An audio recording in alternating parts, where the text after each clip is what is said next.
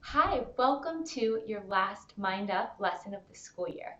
I'm Joanie and I'm so happy to be here with you today. Before we get started, let's make sure we have everything you need for the lesson. So grab your favorite colored pencils, markers, crayons, anything you love to write and draw with. And also you'll need the worksheet that came along with this video. So 3 rectangles are on the worksheet and then a little space for writing at the bottom. And finally, let's make sure you're in a quiet, calm place where you can do your best learning. And then once you're ready, let's arrive together by taking a deep breath in, and exhaling and let it go. Beautiful. So I would love to review this word mindfulness with you because it's part of our lesson today and it's something you've been learning about all school year. So I want you to think about what the word mindfulness means to you, what it looks like, what you've talked about so far this year, and I'd love to share with you my definition. So mindfulness to me is simply paying attention on purpose in the present moment, right? So being aware of our surroundings is a way to practice mindfulness, or being aware of our body, being mindful of our body, being mindful of the way we eat, being mindful of how we treat others. There's lots of different ways to practice. And one practice that we'll focus on today is being mindful of what we're thankful for. And another word for that is gratitude. So gratitude is when we get this feeling of thankfulness or joy when someone gives something to us. So I'm going to place thankfulness and joy up here as a reminder under gratitude. This is to keep track of our learning together today. And when somebody gives you something, right, it can be physical, like a book. So I know I love when I get a book for someone and I'm grateful for that. So I'm going to add a book up here to our chart. But it doesn't always have to be something physical that you can touch. You can also be grateful for something in nature, like the sunshine. You can be grateful for a person, right? Someone special in your life. So there's many, many things I'm sure that are coming to mind even for you right now that what you might be grateful for today. And one really important thing though is to talk about why to even practice gratitude. So you might be wondering that. So I'm going to add that to our chart as well because we should understand why it's so important to practice if we're going to practice it. One reason is that it simply makes us happier and think more positively. Okay?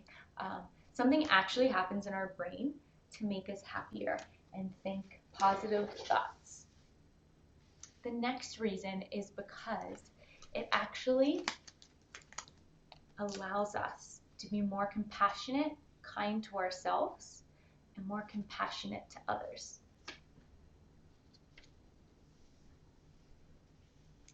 And lastly, practicing gratitude actually helps calm our bodies. We can feel that thankfulness and joy actually move through our bodies when we practice it. So those are all the reasons today that we should practice gratitude. And because of that, we're going to do it together. So all you need is your body right now, and you're going to close your eyes.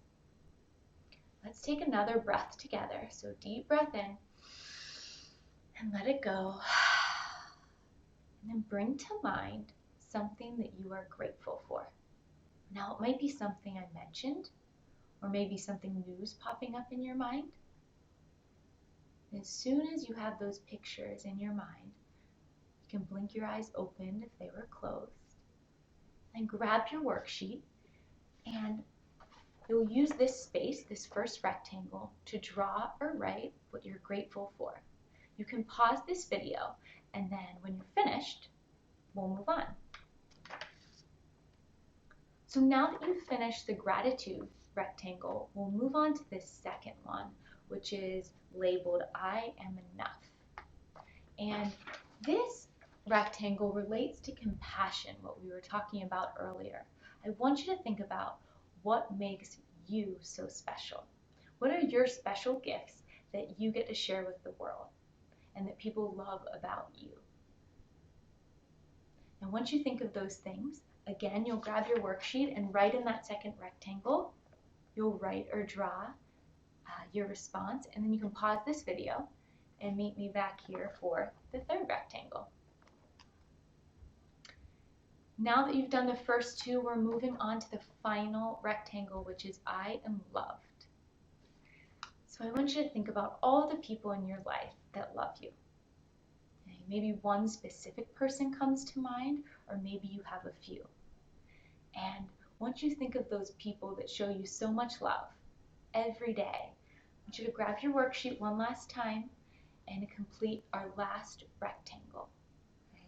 And in here, you'll be writing or drawing about all the people that love you. Make sure you pause the video, and then we'll complete the last writing section together. Now that you've completed all three, you can place your worksheet off to the side, and we'll take a moment to breathe one last time as we bring to mind some acts of kindness. So let's close our eyes, or you can just look straight down. Picture those people that love you so much, and imagine how you could show them love. What acts of kindness could you do for them? Once you have an idea, once those thoughts come to mind, you can blink your eyes open, grab your worksheet, and for this time you'll be writing on the lines below. And these are ideas of acts of kindness that you could do this week for those people that have shown you love. Now it's your chance to show them some love. So pause this video and write down your acts of kindness.